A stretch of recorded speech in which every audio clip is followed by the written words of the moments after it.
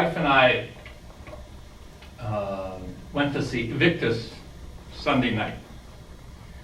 And for those who have not seen it, it is the story of part of Nelson Mandela's genius, of uniting a people so that South Africa could go forward as a country rather than two warring camps. It is the story of what each side gave up to be one. As we know from the Truth Commissions, they both gave up vengeance.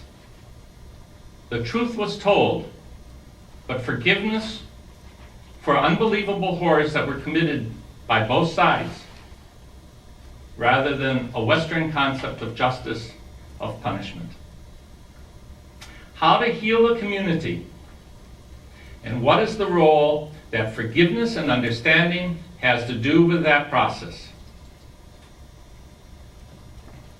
As of now, I sorted out, at least in my mind, the difference between working together to make rugby a national sport and making Mr. Kondos a city pastime.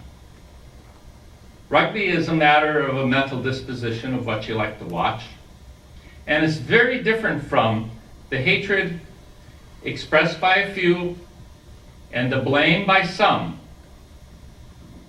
that all that is wrong with Lake Geneva can be laid at the feet of Mr. Kondos. For those of us who know that it is not right to hate and blame Mr. Kondos, we also know that there seems to be no discussing the treatment of Mr. Kondos. The stories, some true and some lies, just go on and on and on. As I said at the time that I voted for Mr. Kondos in August, I did so because I saw the same hate and blame that was focused on Mr. Kondos for the past 7+ years was beginning to be turned upon myself and the 3 women on the city council, the true independents on the city council. As I have pointed out, the issue is the development potential of the city, and that is the difference between the two sides. I think it is fair to say that we have played the game of democracy by the book. I spoke up, and lo and behold, I was elected. Then Mary Jo spoke up, and she was elected. And then Penny was elected. And then the mayor screamed at Arlene, and so the fate of those willing to vote for Mr. Kondos was sealed. Each of us had our reasons for voting for Mr. Kondos. Before the duly elected City Council of Lake Geneva could meet, the mayor on September 9th suspended the 4 of us, destroying the legal government of Lake Geneva. We all immediately said that he cannot do that.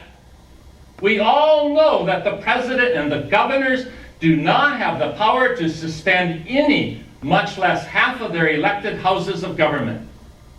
Then surely the mayor of Lake Geneva does not have that power. We know this went on for 75 days until a third party in the form of Judge Gibbs, in less than 4 hours, restored the democratically elected people to the city council in Lake Geneva. Any threat to the developers of Lake Geneva will be met with this kind of harassment. My recall is a reminder to the power to harass, to try to intimidate, to convince any